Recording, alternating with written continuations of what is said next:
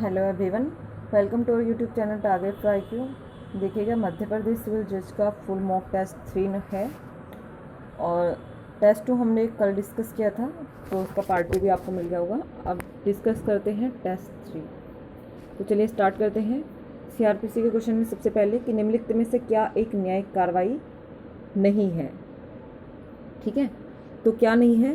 किसी मध्यस्थ के समक्ष जो सुनवाई होती है वो जुडिशल प्रोसीडिंग नहीं मानी जाती। क्लियर।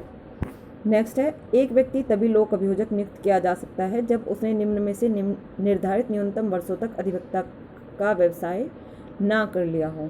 पब्लिक प्रोसिक्यूटर की बात कर रहा है, तो पब्लिक प्रोसिक्यूटर एक्सपीरियंस कितना होना चाहिए? 7 वर्ष का। निम्नलिखित में से कौन सा न्यायालय आजीवन कारावास योग्य अपराध के मामले पर विचारण कर सकता है? तो विचारण की बात कर रहे हैं, तो कौन कर सकता है? सत्र न्यायाधीश। कि निम्नलिखित में से कौन सा न्यायालय आजीवन कारावास योग्य अपराध के मामले पर विचारण कर सकता है। ठीक है। नेक्स्ट है, दंड प्रक्रिया संहिता के अंतर्गत दस्तावेज, पार्सल अथवा अन्य वस्तु की तलाशी के लिए जो कि डाक अथवा टेलीग्राफ अधिकरण की अभिरक्षा में है, वारंट जारी करने हेतु कौन प्राधिकृत किया गया है? तो कौन कौन है भाई? जिला मजिस्ट्रेट है, डीएम है, और मुख्य न्यायिक मजिस्ट्रेट सीजेएम होता है। ये दोनों होते हैं, तो आंसर होगा हमारा 3। दंड प्रक्रिया संहिता की धारा 154 के अंतर्गत दर्ज प्रथम सूचना रिपोर्ट के संबंध में निम्नलिखित में से कौन सा कथन सही नहीं है? तो यह एक पर्याप्त साक्ष्य नहीं होता, यह केवल अन्वेषण के प्रारंभ को इंगित करता है। ये दोनों बिल्कुल सही है। पूछ रहा है कि क्या सही नहीं है? इसे किसी प्रयोजन से पूर्ववर्ती कथन के रूप में प्रयुक्त नहीं किया जा सकता, तो ये आंसर गलत है। इसे किया जा सकता है। ठीक है। सूचना देने वाले का प्रत्यक्षदर्शी होना आवश्यक नहीं है, ये भी बिल्कुल सही है, तो हमारा आंसर होगा 3।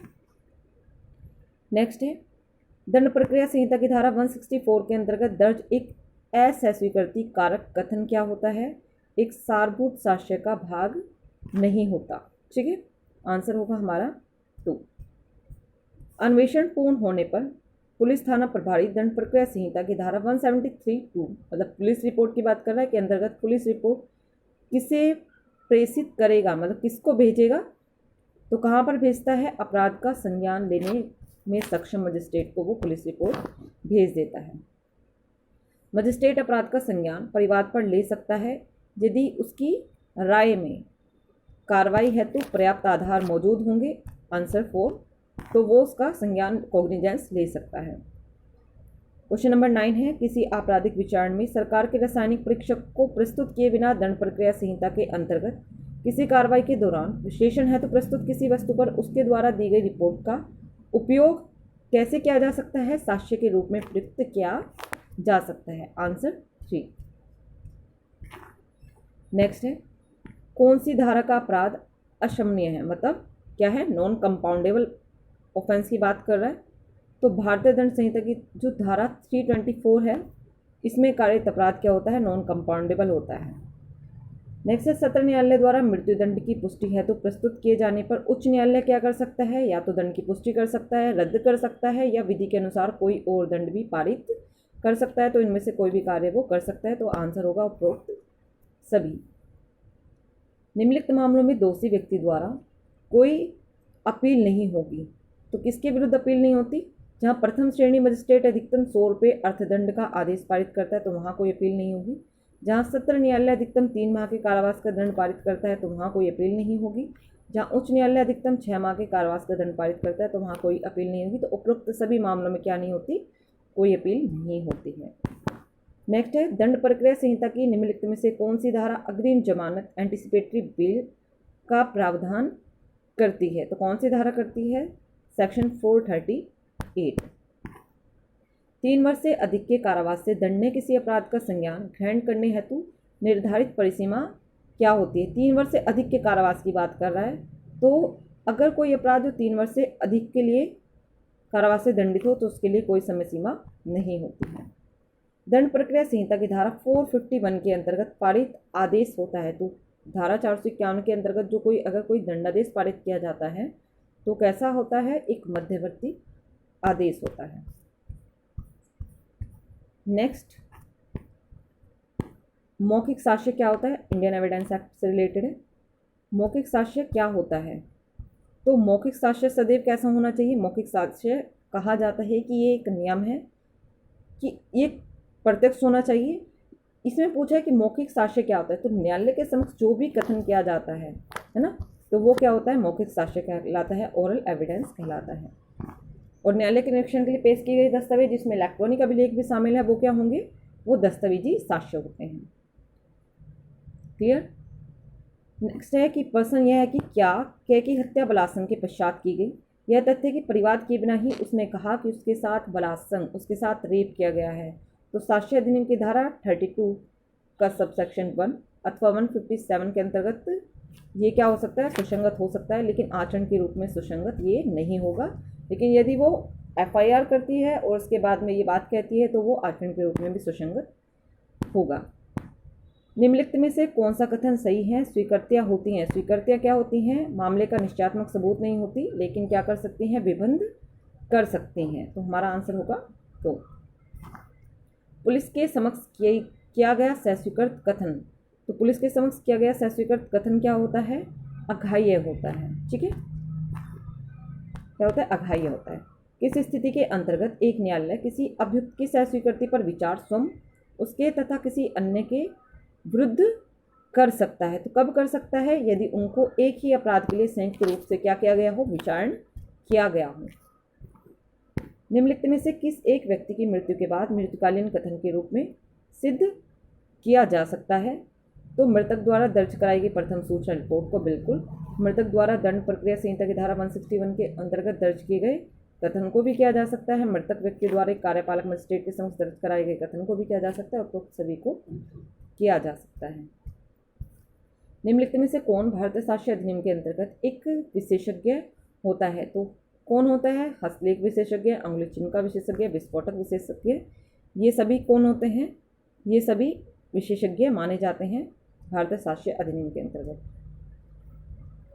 भारतीय साक्ष्य अधिनियम 1872 के किस धारा के अंतर्गत ग्राह्यता के विरुद्ध नियमों के अपवादों का प्रावधान किया गया है, तो रेजिस्ट्री के सिद्धांत, सेक्शन 32 बैंक डिक्लेरेशन और सेक्शन 34 उपरोक्त सभी। बोलने में असमर्थ एक साक्षी अपना साक्ष्य खुले न्यायालय में लिखित में प्रस्तुत करता है। इस प्रकार दिया गया साक्ष्य कैसा साक्ष्य माना जाएगा, ये माना जाएगा मौखिक साक्ष्य। और कहाँ पर बात की गई है, सेक्शन 119 में। नेक्स्ट है, एक समुचित अभिरक्षा से प्रस्तुत 30 वर्ष पुराने दस्तावेज को न्यायालय क्या कर सकता है, न्यायालय इसके निष्पादन को उपधारित कर सकेगा, मतलब कर सकता है। तो आंसर क्या होगा, 2। चुनाव याचिका में सबूत का भार किस पर होता है, तो जो चुनाव याचिका होगी उसमें सबूत का भार उस व्यक्ति पर होगा जो उस व्यक्ति पर जिसने निर्वाचन को चुनौती दी होगी। तो आंसर होगा हमारा 2। नेक्स्ट है, भारतीय साक्ष्य अधिनियम की धारा 113 के अंतर्गत उपधारणा किससे संबंधित होती है, तो ये उपधारणा संबंधित होती है किसी विवाहित महिला द्वारा आत्महत्या की दुष्प्रेरण से। ठीक है, अबेटमेंट ऑफ सुसाइड से। नेक्स्ट है, वकील और मौकिल के मध्य संसूचना, तो वकील और मौकिल के बीच में जो संसूचना होती है प्रकटीकरण से संरक्षित नहीं है यदि यह किसी ऐसे अपराध से संबंधित है जो विनियोजन के पश्चात कारित किया जाता है। पक्षद्रोही साक्षी का क्या अर्थ होता है, तो पक्षद्रोही साक्षी क्या होता है, एक ऐसा साक्षी होता है जो जिसने उसे बुलाया है उसके विरुद्ध ही साक्ष्य देता है। ठीक है, एक पक्षद्रोही साक्ष्य होता है। नेक्स्ट है, साक्षी का पुनः परीक्षण कब किया जाता है, तो साक्षी का पुनः परीक्षण उसे बुलाने वाले पक्ष की इच्छा पर ही किया जाता है। सिविल प्रक्रिया संहिता के अंतर्गत डिक्री में शामिल नहीं है, तो डिक्री में शामिल क्या नहीं है, डिक्री में वाद्य पत्र का नामंजूर किया जाना आता है। सिविल प्रक्रिया संहिता की धारा 144 के अंतर्गत आदेश का प्रतिस्थापन भी आता है, लेकिन क्या नहीं आता है, व्यतिक्रम के लिए खारिज किया गया कोई वाद नहीं आता है। नेक्स्ट है, क्या न्यायालय बिना किसी अपवाद के सिविल प्रकृति के सभी वादों पर विचारण कर सकता है, तो आंसर होगा नहीं। नेक्स्ट है, पूर्ण न्याय का अर्थ है, तो पूर्ण न्याय का क्या अर्थ होता है कि यदि एक ही पक्षकारों के मध्य समान विवादक वाले वाद का निर्णय हो चुका है तो वाद पर विचारण न करना ही रेश जुडिकाटा है। और कहाँ पर है, सेक्शन 11 ऑफ CPC। सिविल प्रक्रिया संहिता की धारा 15 के अंतर्गत प्रत्येक वाद संस्थित किया जाएगा, तो प्रत्येक वाद निम्नतर श्रेणी के न्यायालय में संस्थित किया जाएगा। वाद एक ऐसे न्यायालय में संस्थित किया जाएगा जिसकी अधिकारिता की स्थानीय सीमा के अंतर्गत क्या हुआ हो, वाद कारण पूर्णतः अथवा आंशिक तौर पर उत्पन्न हुआ हो। आंसर 4। सिविल प्रक्रिया संहिता की धारा 21 के अनुसार वाद के स्थान के प्रति आक्षेप को ग्रहण किया जा सकता है, तो प्रथम न्यायालय के समक्ष यथासंभव शीघ्र अवसर पर उसे ग्रहण किया जा सकता है। नेक्स्ट है, सिविल प्रक्रिया संहिता में आज्ञापत्र संबंधी प्रावधान किस धारा में दिए गए हैं? तो आज्ञापत्र से रिलेटेड जो प्रावधान है वो दिए गए हैं सेक्शन 46 में, रिसिप्ट जिसे बोलते हैं। नेक्स्ट है, एक सिविल न्यायालय निम्नलिखित में से किस मामले में कमीशन नहीं निकाल सकता? तो किसी व्यक्ति के परीक्षण के लिए निकाल सकता है, स्थानीय अन्वेषण के लिए निकाल सकता है, बही खाते के परीक्षण के लिए निकाल सकता है, बंटवारे के निष्पादन है तो निकाल सकता है, लेकिन किसी डिग्री के निष्पादन के लिए नहीं निकाल सकता। तो आंसर होगा हमारा 4। नेक्स्ट है, निम्नलिखित में से किसे न्यायालय में स्वयं उपसंजाति से छूट प्राप्त है? तो किसे छूट प्राप्त है? केंद्रीय मंत्रियों को है, राज्य के मंत्रियों को है, उच्च न्यायालय के न्यायाधीशों को है, उपरोक्त सभी को। तो सभी को है, तो उपरोक्त सभी इसका आंसर होगा 4।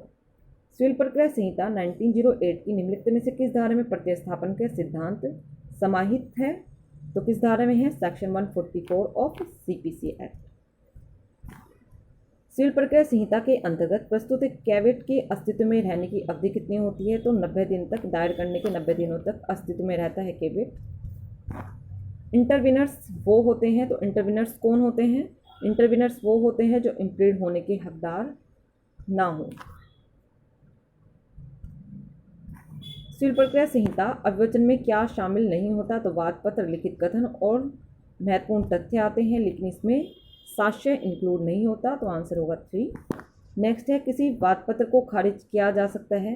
तो वाद पत्र को कहाँ पर खारिज किया जा सकता है? सिविल प्रक्रिया संहिता के आदेश 7 नियम 11 के अंतर्गत वाद पत्र को खारिज किया जा सकता है। नेक्स्ट है, जहाँ आदेश 22 सिविल प्रक्रिया संहिता के अधीन वाद का उपशमन हो जाता है या खारिज कर दिया जाता है, वहाँ उसी वाद हेतु पर नया वाद नहीं लाया जाएगा। ठीक है, आंसर 3। आपराधिक विधि के अंतर्गत सफल अभियोजन का अर्थ होता है, तो क्या होता है? अगर अभियोजन सफल हुआ है तो इसका परिणाम क्या होगा? अभियुक्त की दोषसिद्धि होगा। भारतीय दंड संहिता की धारा 73 द्वारा निर्धारित एकांत परिरोध की अधिकतम समय सीमा कितनी होती है? तो एकांत परिरोध की अधिकतम समय सीमा होती है 3 महीने। आंसर 3। कोई बात अपराध नहीं है जो 7 वर्ष से कम आयु के शिशु द्वारा की जाती है, कथन किस विधिक सिद्धांत पर आधारित है? तो ये है डोली इन कैपेक्स पर, अपराध करने में असमर्थ। आंसर 2। भारतीय दंड संहिता की धारा 87 के अधीन मृत्यु तथा घोर क्षति के अतिरिक्त अन्य कोई क्षति भले ही आशयुक्त रही हो अथवा उसके कारित किए जाने की संभावना का ज्ञान कर्ता को रहा हो, अपराध नहीं होगा यदि क्या है कि सहमति देने वाला व्यक्ति 16 वर्ष से अधिक आयु का रहा हो। तो नेक्स्ट है कि दुष्प्रेरक कैसा व्यक्ति होता है? तो दुष्प्रेरक एक ऐसा व्यक्ति होता है जो अपराध करता है, अपराध करने हेतु उकसाता है, जिसके विरुद्ध अपराध किया गया हो, जो कि निर्दोष हो। तो दुष्प्रेरक कैसा व्यक्ति होता है? दुष्प्रेरक एक ऐसा व्यक्ति होता है जो कि अपराध करने हेतु किसी को उकसाता है, अबेटर। ठीक है, नेक्स्ट है, भारतीय दंड संहिता के अंतर्गत आपराधिक षड्यंत्र का एक अपराध गठित करने हेतु किस शर्त की पूर्ति को साबित किया जाना आवश्यक होता है? आंसर देखिए, कह रहे कि भारतीय दंड संहिता के अंतर्गत आपराधिक षड्यंत्र का एक अपराध गठित करने हेतु किस शर्त की पूर्ति को साबित किया जाना आवश्यक होता है? कि 2 अथवा 2 से अधिक व्यक्ति के बीच एक अवैध कार्य करना अथवा अवैध साधनों को कानूनी कार्य करने का समझौता अवश्य मौजूद होना चाहिए। 120A में डेफिनेशन दी गई है आपराधिक षड्यंत्र की, और 120B में क्या दी गई है? पनिशमेंट दी गई है इंडियन पिनल कोड 1860 के अंतर्गत। नेक्स्ट है, किस अपराध के लिए न्यूनतम 5 लोगों का होना आवश्यक है? तो बलवे के लिए 5 लोग होने चाहिए, और दंगे में कम से कम 2 व्यक्ति होने चाहिए, और सार्वजनिक स्थान पर लड़ाई करते होने चाहिए। नेक्स्ट है, भारतीय दंड संहिता के अंतर्गत मिथ्या साक्ष्य घटने को किस धारा में परिभाषित किया गया है? तो यहाँ पर किया गया है, तो यहाँ पर कहाँ पर किया गया है? देखिए, किस अपराध के लिए न्यूनतम 5 लोगों का होना आवश्यक नहीं है? तो बलवे के लिए आवश्यक है लेकिन दंगे के लिए आवश्यक नहीं है। ठीक है, तो यहाँ आंसर हमारा 2 होगा। बलवे के लिए कम से कम 5 व्यक्ति होने चाहिए और दंगे के लिए ज़रूरत नहीं होती 5 लोगों की। नेक्स्ट है भारतीय दंड संहिता के अंतर्गत मिथ्या साक्ष्य घटने को किस धारा में परिभाषित किया गया है? तो कहाँ पर किया गया है? सेक्शन 192 में। नेक्स्ट है धारा 300 के किस खंड के अंतर्गत मृत्यु कारित करने का आशय आवश्यक नहीं होता? कहाँ पर इंटेंशन की आवश्यकता नहीं होती है? तो जो चौथा क्या है, चौथा खंड है 300 का, धारा 300 का। ठीक है, तो वहाँ पर इंटेंशन की आवश्यकता नहीं होती, नॉलेज ही काफ़ी होती है। निम्नलिखित में से क्या दहेज मृत्यु के अपराध का अनिवार्य तत्व नहीं है? तो अनिवार्य तत्व क्या नहीं है की बात कर रहा है कि अभियुक्त व्यक्ति द्वारा महिला की चोटों के संबंध में चश्मदीद बयान, इसकी आवश्यकता नहीं होती।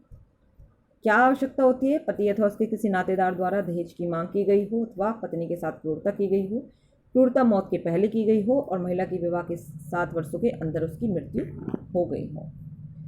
कह रहा है कि दृश्यकारिता को भारतीय दंड संहिता की किस धारा के अंतर्गत परिभाषित किया गया है? तो दृश्यकारिता को कहाँ परिभाषित किया गया है? 354 गै में किया गया है। स्टॉकिंग कहाँ है? 354 गै मतलब डी में। किसी महिला को उसके विधिपूर्ण संरक्षक से विपरीत किया गया माना जा सकता है यदि वह 18 वर्ष से कम आयु की होगी और लड़का होगा तो कितनी आयु होनी चाहिए? 16 वर्ष से कम। लूट का अपराध गठित करने है तो निम्नलिखित में से क्या आवश्यक होता है? तो चोरी होनी चाहिए अथवा उद्दीपन होना चाहिए, इन दोनों में से कोई एक होना चाहिए।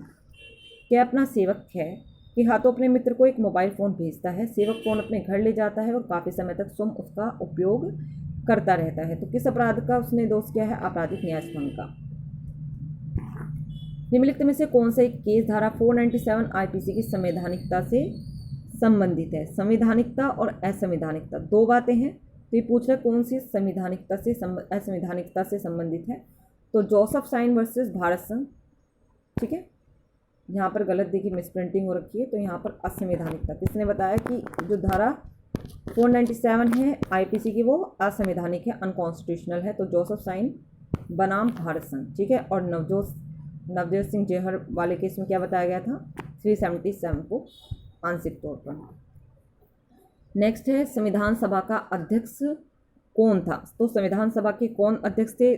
2 थे, एक अस्थाई और एक स्थाई। ठीक है, अस्थाई कौन थे? डॉक्टर सच्चिदानंद सिन्हा थे और स्थाई कौन थे?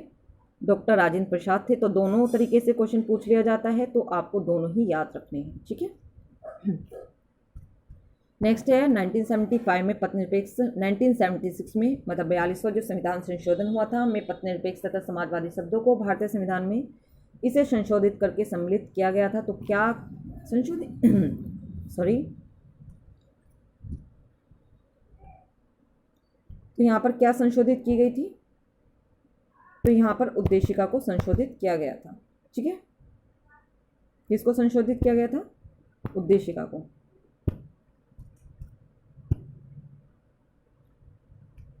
आंसर होगा हमारा 1।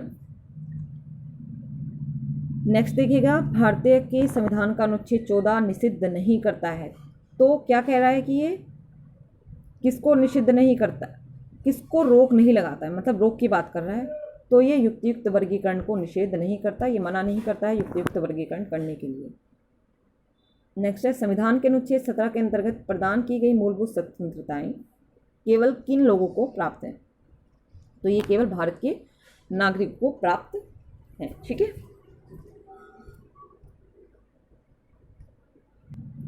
निम्नलिखित संवैधानिक अधिकारों में से कौन सा मूल अधिकार नहीं है? तो संपत्ति का जो अधिकार है वो 44वें संविधान संशोधन से क्या कर दिया गया था? मूल अधिकार में से हटा दिया, और अभी ये क्या है? संवैधानिक अधिकार है, वैधानिक अधिकार है। ठीक है, निम्नलिखित में से कौन सी रिट केवल न्यायिक अथवा अर्ध न्यायिक अधिकारियों के विरुद्ध ही जारी की जा सकती है? तो कौन सी रिट है? उत्प्रेषण लेख। कह रहा है कि भारत में धन विधेयक प्रमाणित किया जाता है। तो धन विधेयक को कौन प्रमाणित करता है? तो लोकसभा अध्यक्ष धन विधेयक को प्रमाणित करते हैं। पशुओं के प्रति क्रूरता रोकथाम संविधान के निम्नलिखित में से किस सूची के अंतर्गत आता है? तो ये कहाँ पर आता है? ये आता है समवर्ती सूची में। क्लियर। नेक्स्ट है किस सूची के अंतर्गत निवारक निरोध का विषय प्रगणित किया गया है? तो निवारक निरोध का जो विषय है वो प्रगणित किया गया है समवर्ती सूची में। ये बहुत मोस्ट इंपोर्टेंट है कि कौन सा जो विषय है संघ सूची में है, कौन सा राज्य सूची में है और कौन सा समवर्ती सूची में है। अनुच्छेद 352 के तहत जारी प्रत्येक उद्घोषणा संसद के प्रत्येक सदन के समक्ष रखी जाएगी। और एक बात का ध्यान रखना, आपको सारे शेड्यूल पता होने चाहिए कि कौन से शेड्यूल में कितने शेड्यूल हैं भारत के संविधान में, ठीक है, कितने भाग हैं, 22 भाग हैं, 12 अनुसूचियां हैं, ठीक है, आर्टिकल टोटल 395 हैं। तो ये सारी चीज़ें आपको याद रखनी है। निम्नलिखित में से कौन सा कथन प्रतिफल के संदर्भ में सही नहीं है। और इसी के साथ में ये पूछ लिया जाता है कि कौन से भाग में, भाग 2 या भाग 3 या भाग 5 या भाग 15, ऐसे करके कौन से भाग में क्या प्रोवाइड किया गया है, किस बारे में बात की गई है। निम्नलिखित में से कौन सा कथन प्रतिफल के संदर्भ में सही नहीं है, तो इससे अपरिचित बात प्रस्तुत नहीं कर सकता, ये बात गलत है। नेक्स्ट है, किसी एक पक्ष या संविदा जिसमें केवल एक ही पक्ष बाध्य होता है को किसी अन्य नाम से भी जाना जाता है, तो किस नाम से जाना जाता है, निष्पादित संविदा।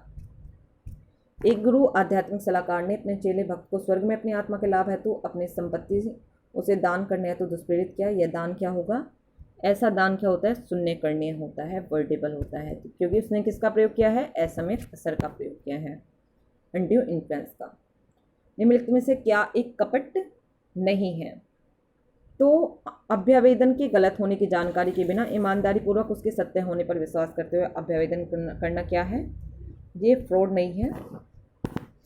किसी माल को बेचने का एक करार जिसका संविदा के समय कोई अस्तित्व मौजूद ही नहीं था, तो ऐसा करार क्या होता है, एक शून्य करार होता है, ठीक है। तो यहाँ पर हमारे जो क्वेश्चन है 75 कंप्लीट हो गए हैं। पार्ट 2 में हम बाकी के 75 कंप्लीट करेंगे। आई थिंक आपको वीडियो पसंद आई होगी। Thank you so much.